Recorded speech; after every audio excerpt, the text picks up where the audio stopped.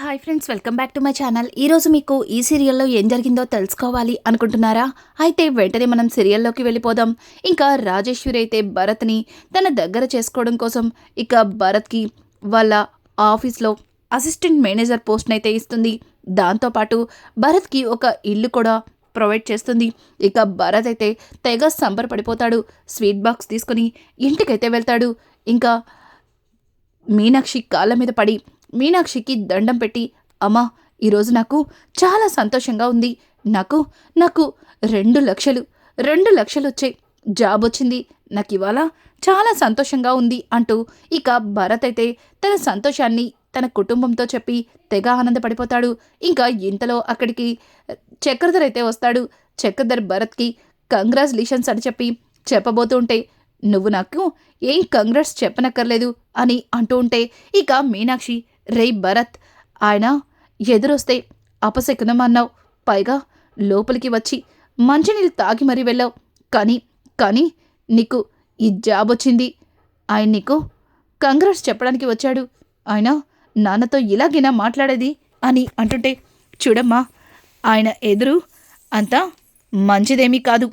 నేను లోపలికి వెళ్ళి కూర్చుని మంచినీళ్ళు తాగెళ్ళడం పట్టించే ఆ జాబ్ నాకొచ్చింది. ఒకవేళ ఈయన ఎదురుతో వెళ్ళిపోయి ఉంటే కనుక ఆ జాబే వచ్చేది కాదు.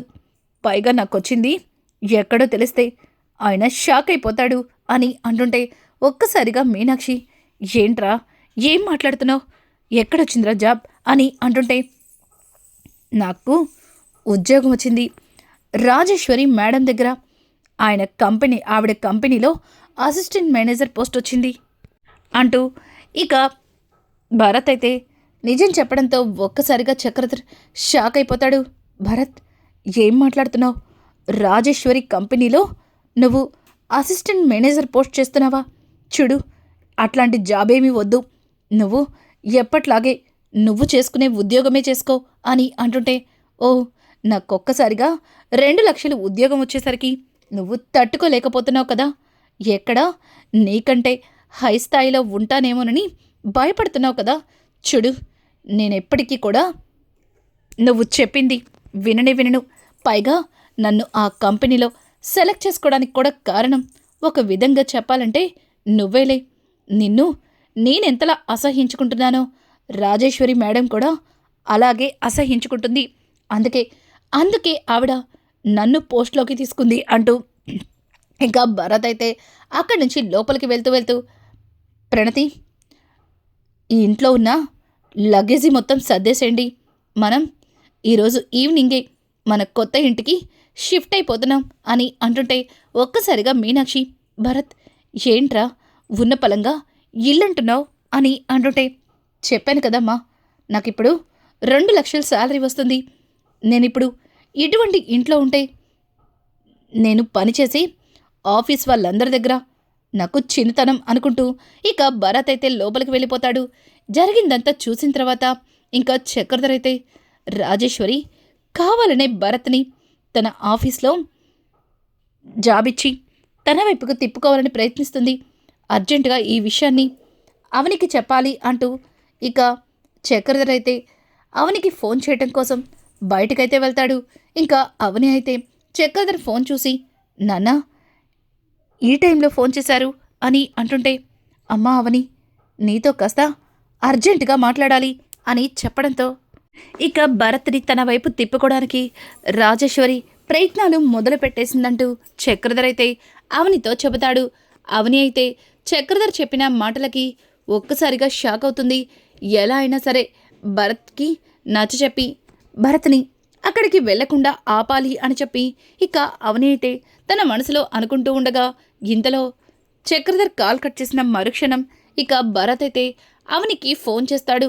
ఒక్కసారిగా అవని భరత్ ఫోన్ చూసి ఇంకా భరత్ అని చెప్పడంతో, అక్క, నాకు జాబ్ వచ్చింది, పైగా చాలా పెద్ద పోస్ట్, ఎక్కువ శాలరీతో మంచి ఉద్యోగం వచ్చింది అంటూ ఇక భరత్ అయితే తెగ సంబరపడిపోతూ అవనితో మాట్లాడుతూ ఉంటాడు. ఇక అవని అయితే, తెలుసు భరత్, కానీ నువ్వు అక్కడ పనిచేయడానికి వీల్లేదు, నువ్వు అక్కడికి వెళ్ళడానికి వీల్లేదు అని చెబుతుంటే ఒక్కసారిగా భరత్ షాక్ అయిపోతాడు. ఏంటక్క, ఏం మాట్లాడుతున్నావు? నేను వెళ్ళడానికి వీల్లేదా? అర్థమైందక్కా, అర్థమైంది. ఆ రాజేశ్వరి గారి దగ్గర పని చేస్తే మళ్ళీ ఎట్లాంటి ప్రాబ్లమ్స్ వస్తాయనే కదా. పర్వాలేదక్కా. ఆవిడ మాటలు విన్న తర్వాత నాకు ఆవిడ మీద చాలా నమ్మకం వచ్చింది. మనం భయపడుతున్నట్టు ఆవిడ అలా ఏం ఉండదక్కా అంటూ ఇక భరత్ అయితే అవనితో రాజేశ్వరి గురించి నచ్చ చెప్తూ ఉంటాడు. ఇక ఇదంతా ఇలా ఉండగా ఇక్కడ చూస్తే పల్లవి అయితే ఎలా అయినా సరే రాజేశ్వరిని బాధ నుంచి బయటకు తీసుకురావాలి, అలాగే చక్రధర్ని తిరిగి తన ఇంటికి తీసుకురావాలని ఆలోచిస్తూ ఇంకా రాజేశ్వరి కోసం ఇంటికైతే వెళ్తుంది. ఇక ఇంట్లో రాజేశ్వరి తన స్నేహితురాలైన డాక్టర్తో ఫోన్ మాట్లాడుతూ, చూడు, నువ్వు చెప్పినట్టుగానే భరత్ని ఆఫీస్కి వచ్చేలా చేశాను. ఇక భరత్కి ఆఫీస్లో ప్రతి పని తనకే అప్పగిస్తాను. ఒక విధంగా చెప్పాలంటే నా ఆస్తులకి సంబంధించిన అన్ని వివరాలు కూడా భరత్ చూసుకునేలా చేస్తాను. తర్వాత భరత్ ఇక శాశ్వతంగా ఆ కుటుంబానికి దూరం అవుతాడు. నా కొడుకు నాకు దగ్గరవుతాడు అంటూ ఇంకా రాజేశ్వరి అయితే తన స్నేహితురాలతో మాట్లాడుతూ ఉంటే ఒక్కసారిగా పల్లవి అయితే రాజేశ్వరి మాట్లాడిన మాటలు విని షాక్ అయిపోతుంది. ఇదేంటి, మామ్ భరత్కి ఆస్తులన్నీ అప్పగిస్తానంటుంది, అసలు మామ్ ఏం మాట్లాడుతుంది అని చెప్పి ఇక పల్లవి అయితే మామ్ అని చెప్పి రాజేశ్వరిని పిలవడంతో ఒక్కసారిగా రాజేశ్వరి ఉలిక్కి పడుతుంది. పల్లవి, నువ్వా, రా అంటూ ఇక రాజేశ్వరి పల్లవిని తన దగ్గర కూర్చోపెట్టుకుంటుంది. ఇక పల్లవి అయితే, ఏంటి మామ్, నువ్వేం చేస్తున్నావు? అసలు నాకు ఏమీ అర్థం కావట్లేదు. ఆ భరత్కి మన కంపెనీలు అప్పగించడం ఏంటి? అసలు మీనాక్షి కొడుకుని మన కంపెనీ మెట్టు కూడా ఎక్కనివ్వకూడదు. అట్లాంటిది కంపెనీ బాధ్యతలు తనకు అప్పగించడం ఏంటి? నువ్వసలు ఏం ఆలోచిస్తున్నావో నాకు అర్థం కావట్లేదు అని అంటుంటే ఇక రాజేశ్వరి అయితే, చూడు పల్లవి, నువ్వు కాస్త కోపం తెచ్చుకోకుండా ప్రశాంతంగా విను. భరత్ నువ్వన్నట్టుగా ఆ మీనాక్షి కొడుకు కానే కాదు. భరత్ నాకు పుట్టిన కొడుకు, నా కొడుకు అంటూ ఇక రాజేశ్వరి చెప్పడంతో ఒక్కసారిగా పల్లవికి దిమ్మ తిరిగిపోతుంది. మామ్, ఏం మాట్లాడుతున్నావు? నేను మాత్రమే కదా నీ కూతుర్ని, మరి భరత్ ఎక్కడి నుంచి వచ్చాడు అని అడగడంతో, చెప్తాను బేబీ, చెప్తాను. నాకు నీతో పాటు భరత్ కూడా పుట్టారు. భరత్ నువ్వు కవల పిల్లలు. కానీ మీ నాన్న నా నుంచి భరత్ని దూరం చేసి ఆ మీనాక్షికి దగ్గర చేశాడు. పురిట్లోనే ఆ మీనాక్షి బిడ్డని చంపుకుంది. తను బాధపడకూడదని నిన్ను నా దగ్గర వదిలిపెట్టి భరత్ని నా నుంచి దూరం చేసింది అని చెప్పడంతో ఒక్కసారిగా పల్లవి షాక్ అయిపోతుంది. డాడ్ చివరికి కన్న బిడ్డని కూడా దూరం చేసే అంతటికి దిగజారిపోయాడా అంటూ ఇక పల్లవి అయితే చాలా చిరాగ్గా ఫేస్ పెట్టుకుంటుంది.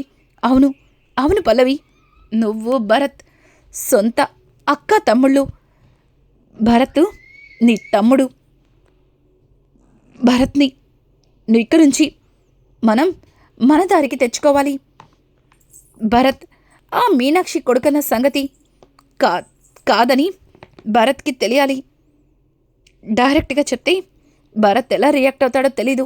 అందుకే ముందుగా భరత్ని దగ్గర చేసుకుంటున్నాను అని చెప్పి ఇక రాజేశ్వరి మాట్లాడుతుంటే రాజేశ్వరి మాటలకి పల్లవి అయితే, మా ఇంతవరకు భరత్ నా సొంత తమ్ముడని తెలియక భరత్ గురించి తప్పుగా ఆలోచించాను. ఆ మీనాక్షి మీదున్న కోపంతో భరత్ని కూడా దూరం చేసుకున్నాను. ఇక భరత్ నా సొంత తమ్ముడని తెలిసిన తర్వాత అలా ఎలా వదిలేస్తాను మామ్? ఇక నుంచి భరత్ని మన వైపుకి తిప్పుకుందాం అంటూ ఇక పల్లవి కూడా రాజేశ్వరితో చెప్తుంది. రాజేశ్వరి పల్లవి మాటలకి చాలా ఆనందపడుతుంది. ఇక ఇక్కడ చూస్తే అవని బాధపడుతూ ఉంటే ఇంతలో అక్షయ్ అయితే అవని దగ్గరికి వస్తాడు. అవని, ఏమైంది? దేని గురించో ఆలోచిస్తున్నావు? ఇంకా అదే ఆలోచిస్తున్నావా అని అంటుంటే, అది కాదండి, ఈరోజు ఏం జరిగిందో తెలుసా? భరత్ రాజేశ్వరి పిన్ని కంపెనీకి పిలిచి తనకి మేనేజర్ పోస్ట్ ఇచ్చిందట. పైగా పిన్ని భరత్ వాళ్ళు ఉండడానికి ఒక ఇల్లు కూడా ఇచ్చారట. ఇప్పుడు భరత్ అమ్మని ప్రణతిని తీసుకుని అక్కడికే వెళ్ళిపోతున్నాడు. నాన్న జరిగిందంతా నాతో చెప్పుకుని బాధపడుతున్నారు. అమ్మకి తెలియక భరత్కి మంచి పోస్ట్ వచ్చిందని ఆనందపడుతుంది. కానీ భరత్ తన నుంచి దూరం అవుతాడన్న సంగతి అమ్మ పోతుంది అని చెప్పి ఇక అవని అయితే బాధపడుతుంది. అవని మాటలకి ఒక్కసారిగా అక్షయ్, అదేంటి అవని, భరత్ని పిలిచి భరత్తో మాట్లాడితే సరిపోతుంది కదా, మరి నువ్వు అలా కాకుండా ఎందుకు ఇలా చేస్తున్నావు అని అంటుంటే ఇక అవని అయితే, ఏమండి, భరత్తో చెప్పి చూశానండి, కానీ భరత్ వినిపించుకునే స్థితిలో లేడు. భరత్ అప్పుడు జరిగేదే నిజమని నమ్ముతాడు. తనకి ఏం చెప్పినా సరే అర్థం చేసుకోడు అంటూ ఇక అవని అయితే అక్షయ్తో చెబుతూ ఉంటుంది. ఇంకా ఇది ఇలా ఉండగా పల్లవి అయితే ఇంటికొస్తుంది. ఒక్కసారిగా పల్లవిని చూసిన అవని పల్లవితో ఏదో మాట్లాడాలి అనుకుంటుంది. కానీ పల్లవి తనంతట తానే అవని దగ్గరకు వచ్చి, చూడు, ఇన్ని రోజులు నాకు ఎన్నో నిజాలు అన్నీ తెలుసని అనుకున్నాను, కానీ నాకు తెలియని నిజాలు కూడా ఎన్నో ఉన్నాయని ఈరోజే అర్థమైంది. ఇక నా దగ్గర నువ్వు ఏమీ దాచిపెట్టలేవు. ఇన్ని రోజులు నా తమ్ముణ్ణి నీ తమ్ముడని చెప్పుకు తిరుగుతున్నావు, కానీ భరత్ నా సొంత తమ్ముడని నాకు తెలిసిపోయింది. చూడు, డాడ్ మా మామ్ నుంచి భరత్ని దూరం చేసి మీ అమ్మకి దగ్గర చేశాడు. తిరిగి మళ్ళీ నా తమ్ముడు భరత్ని నా దగ్గరికి ఎలా తెచ్చుకోవాలో మాకు బాగా తెలుసు. చూడు, ఇక నుంచి ఒక్కొక్క రోజు భరత్ మీ అమ్మకి మీ కుటుంబానికి దూరం అవుతుంటే మీరు పడే బాధని చూసి ఎంజాయ్ చేస్తాను అంటూ ఇక పల్లవి అయితే అవనితో మాట్లాడి అక్కడి నుంచి వెళ్ళిపోతుంది. ఇక అవని, ఓ అయితే పిన్ని పల్లవికి ఇలా చెప్పిందనమాట. ఇప్పుడు పల్లవి ఏం చెప్పినా వినే పరిస్థితిలో లేదు. అలాగే భరత్కి ఎలా నచ్చ చెప్పాలో అర్థం కావట్లేదు అంటూ ఇక అవని అయితే ఆలోచనలో పడుతుంది.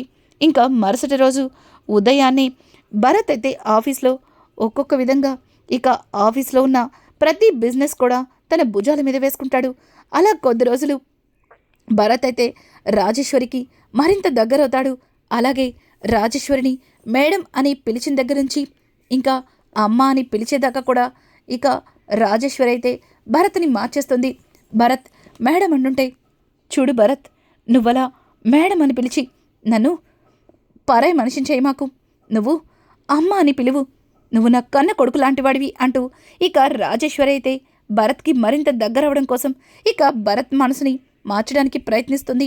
ఇంకా అలాగే తన యావదాస్తికి కూడా భరతే వారసుడు, నా ఆస్తి మొత్తానికి నువ్వే వారసుడివి, నా ఆస్తులన్నింటినీ నువ్వే చూసుకోవాలి అంటూ ఇక రాజేశ్వరి అయితే భరత్తో మాట్లాడుతూ ఉంటే సడన్గా పల్లవి అయితే వస్తుంది. ఒక్కసారిగా పల్లవి రాజేశ్వరి అన్న మాటలకి షాక్ అయిపోతుంది.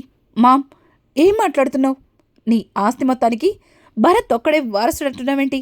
చూడు మామ్, భరత్తో పాటు నేను కూడా నీకు కూతుర్నే, మరి ఆస్తి మొత్తం భరత్కి ఇచ్చేస్తే నా పరిస్థితి ఏంటి అంటూ ఇక పల్లవి మాట్లాడుతూ ఉంటే ఒక్కసారిగా రాజేశ్వరి ఇక పల్లవి మాటలకి, చూడు పల్లవి, నీకు పెళ్లి చేశాం, అలాగే నీకు ఇవ్వవలసిందంతా మీ డాడీ ఇచ్చేశారు. ఇప్పుడు భరత్కి చెందే ఆస్తిలో కూడా వాటా అడగడం ఏమాత్రం బాగాలేదు అంటూ ఇక రాజేశ్వరి అయితే పల్లవితో గొడవ పడుతుంటే పల్లవి, చూడు మామ్, నువ్వు భరత్ నా తమ్ముడు అని చెప్పినప్పుడు నాకు చాలా ఆనందంగా అనిపించింది. ఎన్ని రోజులు నేను ఒంటరి దాన్ని అనుకున్నాను, కానీ నాకు కూడా ఒక తమ్ముడున్నాడని చాలా అంటే చాలా హ్యాపీగా ఫీల్ అయ్యాను. కానీ ఇప్పుడు ఆస్తిలో సగభాగాన్ని నాకు ఇవ్వకుండా మొత్తం భరత్కే ఇచ్చేస్తే అది చూస్తూ నేను అస్సలు ఊరుకోను. ఇన్ని రోజులు మీ యావదాస్తికి నేనే వారసురాలు అనుకున్నాను, ఇప్పుడు ఉన్నట్టుండి భరత్కి ఆస్తి మొత్తం రాసేస్తే మరి నా పరిస్థితి ఏంటి అంటూ ఇక పల్లవి అయితే రాజేశ్వరితో గొడవ పడుతుంది. ఒక్కసారిగా భరత్ అదంతా చూసి షాక్ అయిపోతాడు. ఆగండి, ఆగండి, ఏమైంది మీకు? చూడండి మేడం, మీరు అమ్మ అని పిలవమంత మాత్రాన మీరు నాకు అమ్మ కాలేరు, అలాగే నేను మీ కొడుకుని కాలేను. మరి మీ యావదాస్తి నా పేరుకి మార్చడమేంటి? పైగా మీ ఆస్తికి నేను వారసుని కావడమేంటి? నాకేం అర్థం కావట్లేదు అని చెప్పి ఇక భరత్ మాట్లాడుతూ ఉంటే రాజేశ్వరి, చెప్తాను భరత్, చెప్తాను, నిజానికి మీ అమ్మ మీనాక్షి కాదు, మీ అమ్మ నేను ఆ రోజు పల్లవితో పాటు నువ్వు కూడా నాకు పుట్టావు. మీ ఇద్దరూ కవల పిల్లలు. కానీ మీ నాన్న మీ అమ్మకి పురిట్లోనే, అదే మీనాక్షికి పురిట్లోనే బిడ్డ చస్తే మీ అమ్మ ఫీల్ అవ్వకూడదని పల్లవిని నా దగ్గర విడిచిపెట్టి నిన్ను మీనాక్షి దగ్గరికి చేర్చి నా నుంచి దూరం చేశాడు. అందుకే అందుకే ఆ చక్రధరంటే నాకు అసహ్యం అంటూ ఇక రాజేశ్వరి అయితే భరత్ని కూడా మార్చడానికి ప్రయత్నిస్తుంది. కానీ భరత్ లేదు, మీరు అబద్ధం చెప్తున్నారు. మా అమ్మ మీనాక్షినే. చూడండి, మీరు నాకు లైఫ్ ఇచ్చారు, మంచి ఉద్యోగం ఇచ్చారు, అలాగే నాకు నలుగురిలో మంచి హోదాని కల్పించారు. అంత మాత్రాన మా అమ్మని అమ్మ కాదు అంటే నేను ఎట్లా ఒప్పుకుంటాను చెప్పండి. చూడండి, నాకు ఇవేమీ వద్దు. నాకు మా అమ్మే కావాలి. మీ ఆస్తులు వద్దు, మీ ఉద్యోగాలు వద్దు, నాకు మా అమ్మే కావాలి అంటూ ఇక భరత్ అయితే రాజేశ్వరితో అంటుంటే ఒక్కసారిగా రాజేశ్వరి భరత్ మాటలకి షాక్ అయిపోతుంది. ఇక పల్లవి అయితే, విన్నావుగా మామ్, నువ్వు ఎన్ని చెప్పినా సరే వీడికి బాగా మీనాక్షి నూరిపోసిన మాటలే చెవికెక్కిని. రే భరత్, నీకు చెప్తుంటే అర్థం కావట్లేదా?